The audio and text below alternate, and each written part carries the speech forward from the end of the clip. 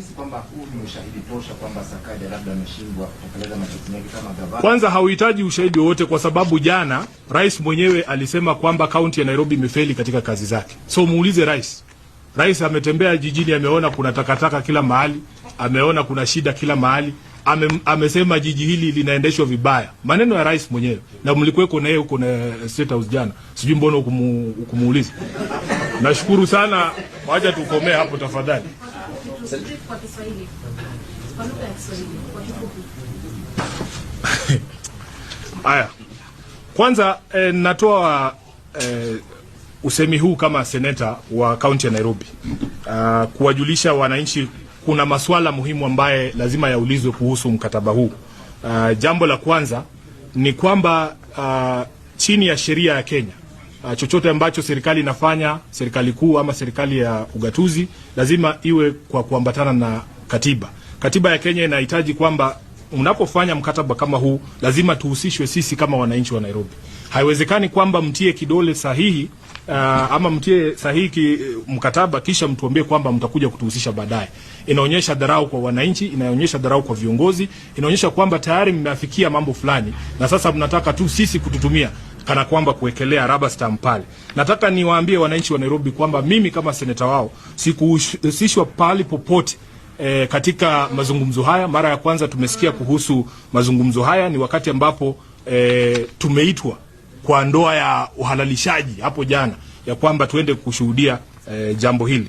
Sadly, ama jambo lingine, ukiangalia ile kamati ambayo imewekwa pale ya kusimamia mpango huu mzima, imewajaza wale ambao ni wanaondokea katika serikali kuu. Ukiangalia kwa kamati ya watu 12, utakuta kwamba ni watu wanne peke yao ambao wanawakilisha county government ya Nairobi, na tunaona kwamba hiyo sio cooperation, hiyo ni kama ni takeover. Jambo lingine ni kwamba serikali kuu na mashirika yake hapa Nairobi, tunawadai sisi kama wana Nairobi zaidi ya shilingi bilioni 100. Kwa hivyo Ruto kurusha shilingi bilioni 80 na kutuambia kwamba sasa yeye ndio mkarimu sana, hiyo ni kutufumba sisi macho kama wana Nairobi. Tunajua kwamba iwapo angetoa zile pesa ambazo mashirika ya kitaifa na serikali yake zinadaiwa na kaunti ya Nairobi, tungeweza kuyafanya mambo ambayo anasema anaenda kuyafanya na zile bilioni 80, na tungebakisha masalio ile ya kutoa shilingi bilioni 20 ya kufanyia mambo mengine. Jambo lingine ni kwamba serikali kuu inaendelea kushikilia kazi ambayo inahitajika ifanywe na counties. Kwa mfano, mambo ya ujenzi wa barabara.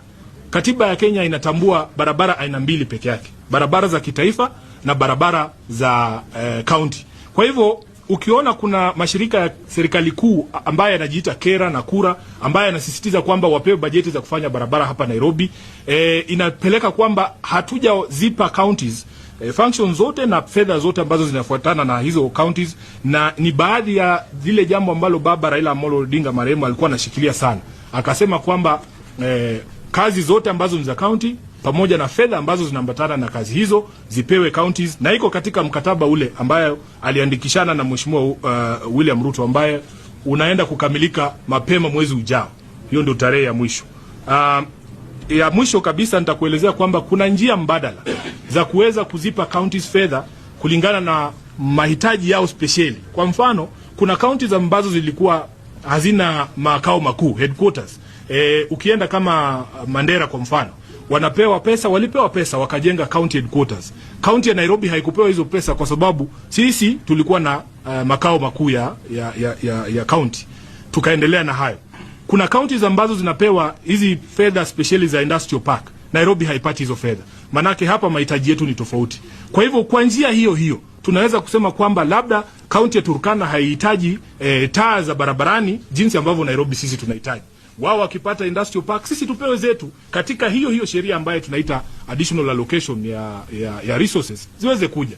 Kwa hivyo William Ruto anaposema kwamba sisi tunapomkosoa ni kelele tu na hatuna mawazo mbadala, nataka kumwambia Mheshimiwa Rais, kuna uwezekano wa kutawala chini ya sheria na chini ya katiba, na nimempa njia mbadala ambazo zinaweza kupelekea kwamba tupate fedha za kufanya hizi kazi ambazo anasema pasi na kuharibu ama kukiuka katiba ya Kenya.